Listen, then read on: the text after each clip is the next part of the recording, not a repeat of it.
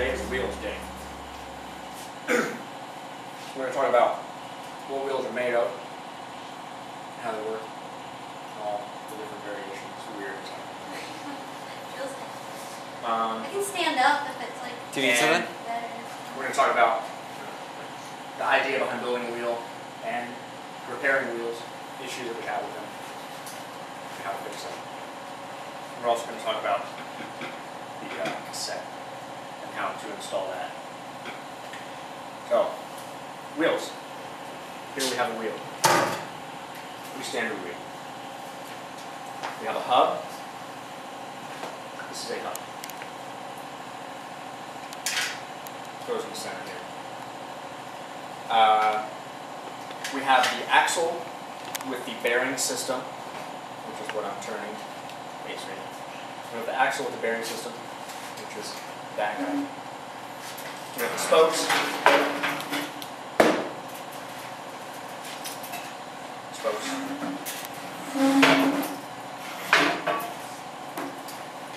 And we have spoke nipples, which go down in here. That's these guys. And we have a whole bunch of them. Loads and loads and loads. Is that just to give the spokes more stability? The spokes screw into the spoke ends. And then we have the rim. Here's the rim by itself. We have rim tape, which is this black tape that you see, and that protects the tube from the spoke nipples. And then, of course, we have the tube and tire. And that's all a wheel is. Seems simple enough, but it can get pretty complicated pretty quick. So, we'll talk about different types of hubs. We're going to start from the middle and talk about different types of hubs first. So this is a rear hub with a freewheel integrated. This is a freewheel integrated hub. So what that means is the freewheel, which is this thing, which is what allows coasting, is actually part of the hub. When you have a freewheel integrated hub, the gears that you use are called a cassette. It lacks a freewheel because the freewheel is on the hub. And this is a pretty simple freewheel. Oftentimes you'll find this cheaper freewheel, or cassettes. Cheaper cassettes will have these pins that kind of hold most of them together. But a true cassette is all of these cogs, what they're called, are individual pieces. And you have to put them together and build one. And then you have the lock ring, which screws down on the end of the freewheel. And that's how that stays together. This actually is the cassette that goes with this wheel. So we're going to put it on there here in a minute.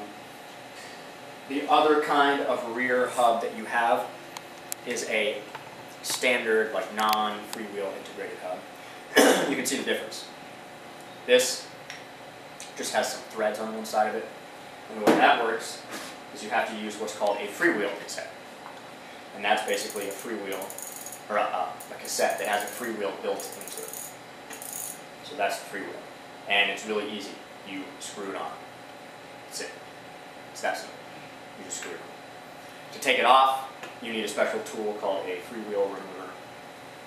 And you unscrew it. It comes off. Pretty easy.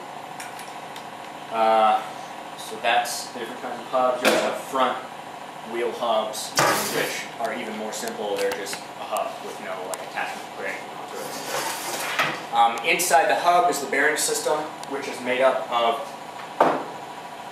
an axle. This is a quick release axle in that you use a quick release, which is this thing, to bolt it down. And then you also have bolted axles, which obviously don't have the hole in the middle, and they bolt down onto the dropouts. Then you have the cones, which look kind of like cones. Then you have the bearings, We all know what bearings are. Usually there are 10 in each side. And it's pretty simple. You just put it in there, put the bearings in there, put the bearings on this side, put the cone in there. And you've got these cups inside the hub. And what's actually going on when you crank all this stuff down, and I'll show you how to do this in a minute, but what's actually going on is the cone is pressing against the bearings into the cup. So when you have it compressed correctly, it's maximum freedom of movement without play in the system. So if it's too tight, it'll grind and it won't turn very easily. If it's too loose, it'll wiggle. You won't play in the system. So that's the theory behind how hubs work. It's basically just a cup and cone bearing system, just like bottom brackets, just like headsets. They're all cup and cone bearing systems. Some of them are sealed and integrated. You can actually find sealed hubs that are already done. You can't adjust the cones. There's also a couple other kind of rear hubs. As far as the freewheel cassette thing goes, there's not a difference in that, but you'll find coaster brake hubs, which are the hubs you pedal backwards to brake. And those are going to look like this in terms of how the freewheel connects.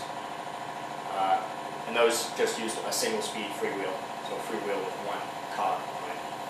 And then the hub itself is going to be like this big drum thing. It's going to be totally sealed all the way around.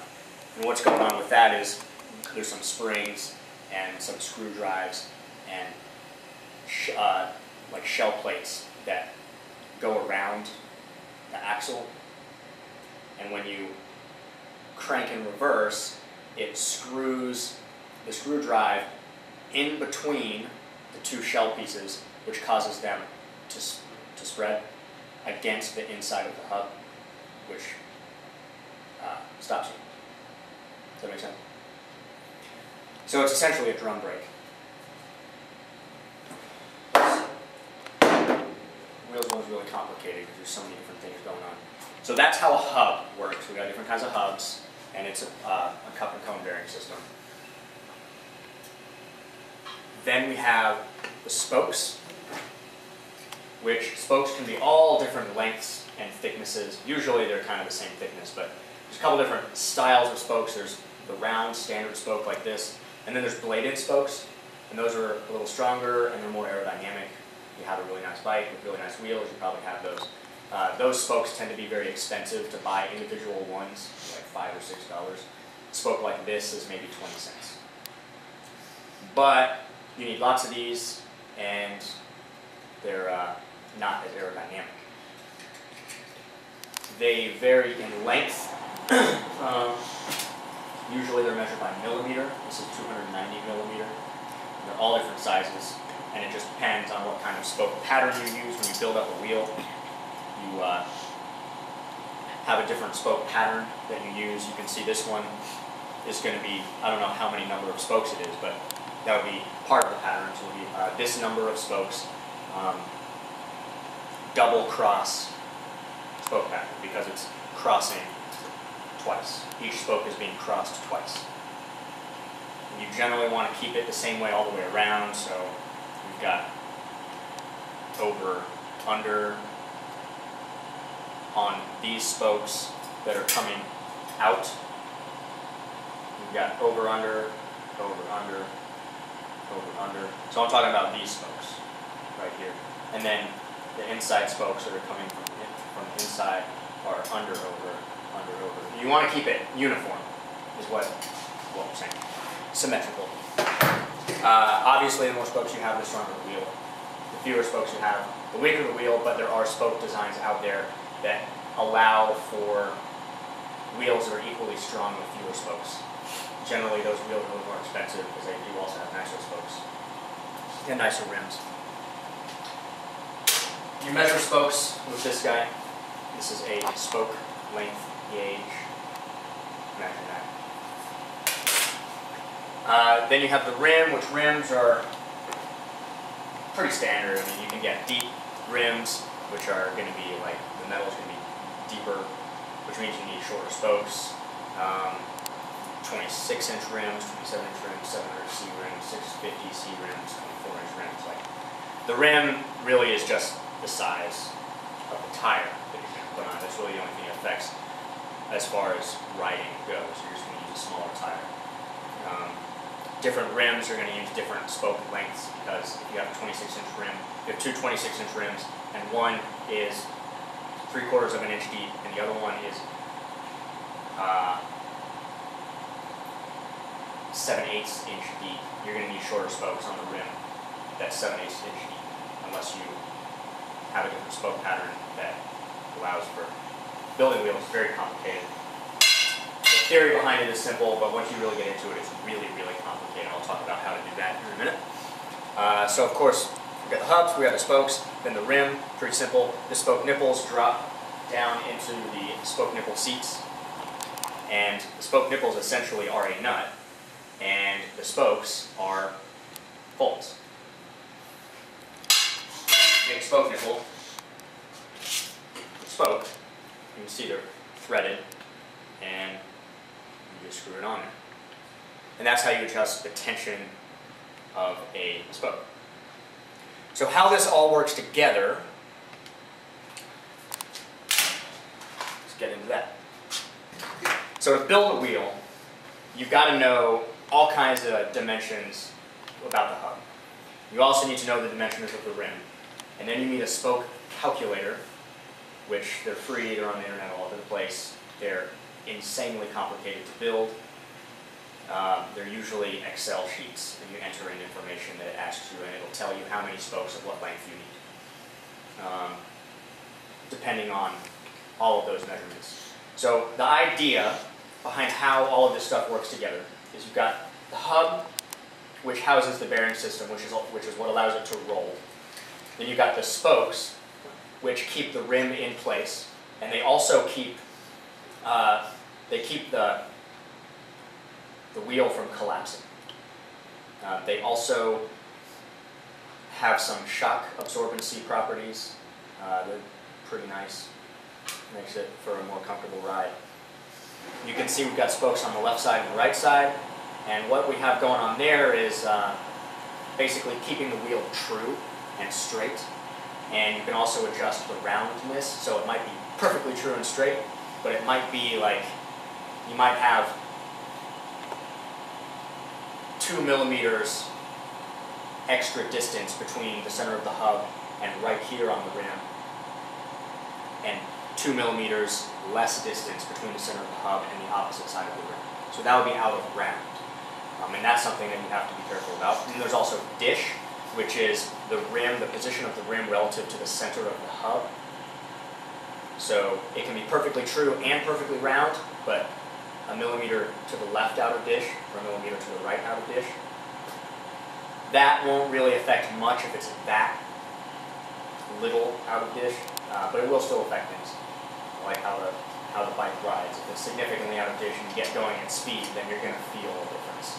So when you build a wheel, you want to make sure it's in dish, it's round, and it's true. If you do all of that, then it should work.